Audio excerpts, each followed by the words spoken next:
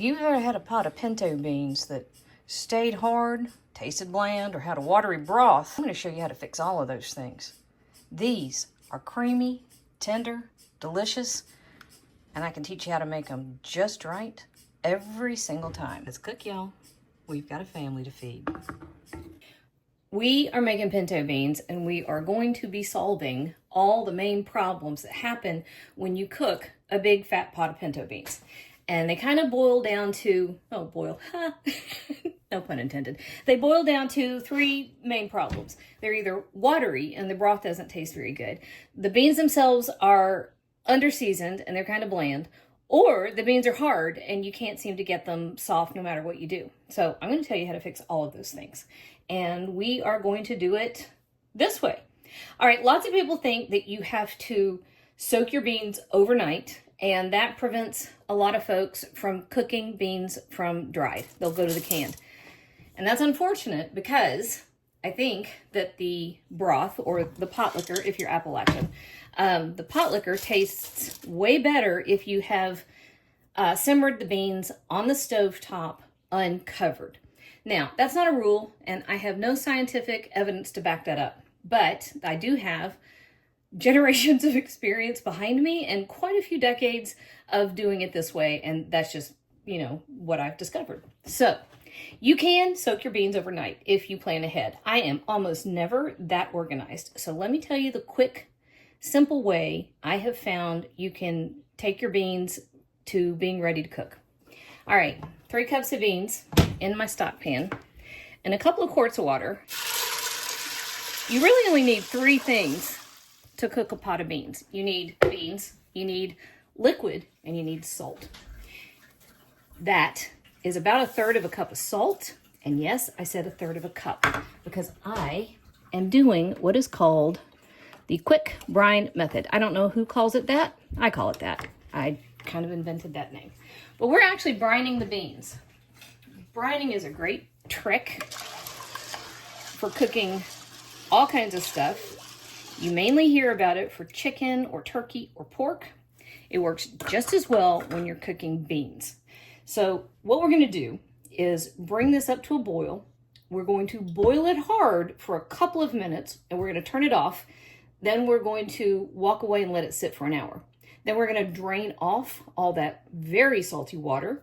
We're going to start with fresh water, and the beans will act like they've been soaked overnight.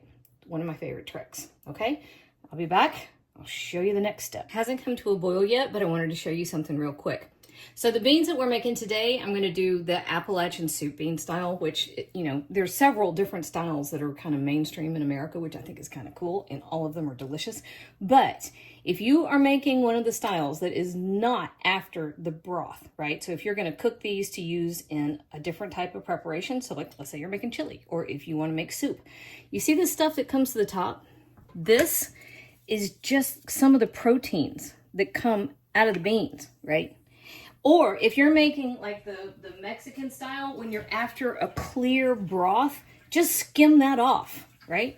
It's not going to hurt anything. I mean, you can leave it there and it's fine. But if you're after a bean soup, not soup beans, but a bean soup, and you want a nice, beautiful, clear broth, skim that off. It's kind of magic. Okay, this is a perfect example of do what I say and not as I do. Don't boil them that hard. All right, first of all, this is our first step, and we are actually just brining the beans, and this is the first step of that process, so I'm not going to worry too much about it.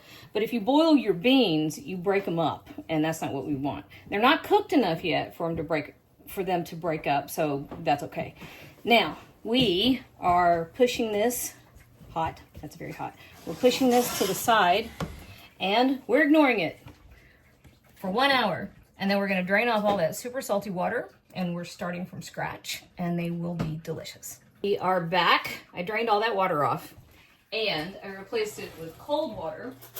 Gave it a good rinse.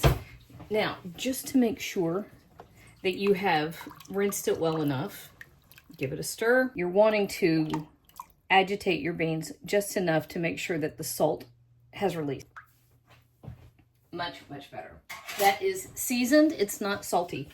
Now, there is a big misconception that you cannot add salt at the beginning of the cooking time, and that is incorrect. You have to add salt, otherwise the beans will always taste bland. What you cannot add is acid, and I think that the misconception has kind of developed over the use of tomatoes, like in chili or in Tex-Mex dishes.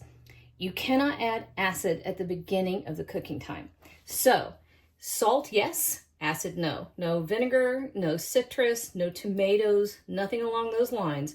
But you absolutely do have to add salt at the beginning of the cooking process. That's number one, will remove the bland problem from your pinto beans, okay? Now, we're going to go do one of the others. The next one is not cooking your beans long enough.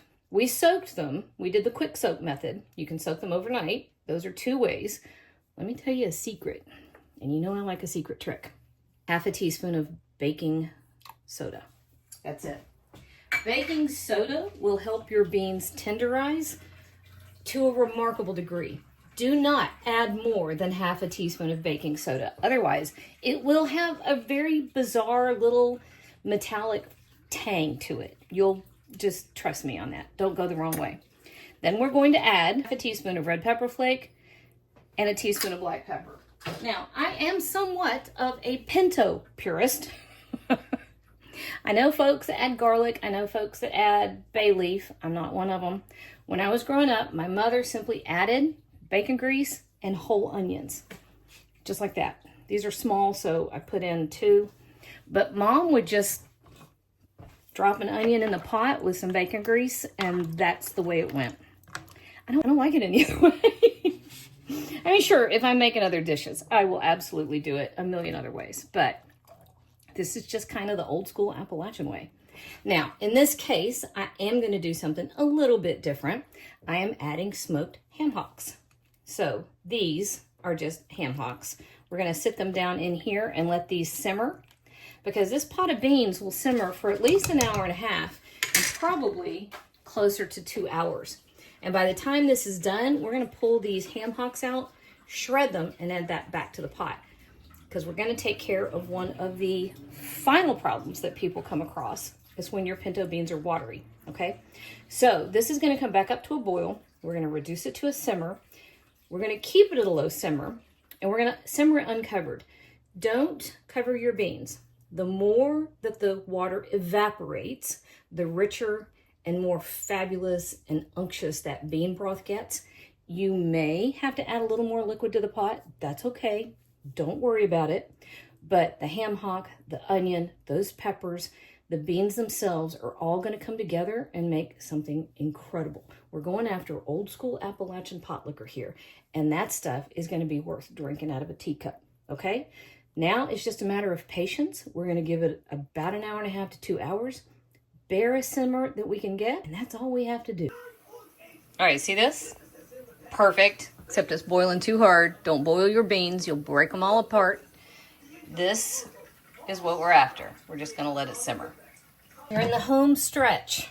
Once again, I'm not entirely sure how long these have been in here. Got sidetracked in my backyard. My brother is here digging holes for my apple and pear trees. And I've got a cherry and a peach, so I'm trying to get hot food ready. Okay, so these poor old onions have just about given it up. Now, I know folks that would chop those up and happily eat them. It's a texture thing for me, not my favorite. I just pull them out. And now I've talked about one problem being if your beans are too hard, cook them longer, a little baking soda, soak them. You can pressure cook them, that works. I just like the simmered bean broth better. You can pressure cook them and then simmer them. That's kind of a shortcut. You also need to make sure they're well seasoned. That's another problem. Salt from the beginning, because you'll never catch up if you don't. But then, what do you do if your bean broth is watery? Okay, pull some out. Oh, we're going to talk about that ham hock in a second. Pull some of your beans out. I happen to have an immersion blender because Ricky got into my Amazon wish list at Christmas. And all you have to do is mash them. Some of them, not all of them. You don't even have to do this if you don't want to. Personally, I grew up with thinner broth. We were Dunkin' kind of people. We were all about the pot liquor and being able to dunk either white bread, ow, that was hot, or cornbread, or both. That was very important. So we didn't mind having a thinner broth because it was just more good stuff to dunk up. I don't know how to get that off of there. Well, I guess I still don't know how to get it off of there. All right, I'm just gonna set that aside and pretend I wasn't doing that.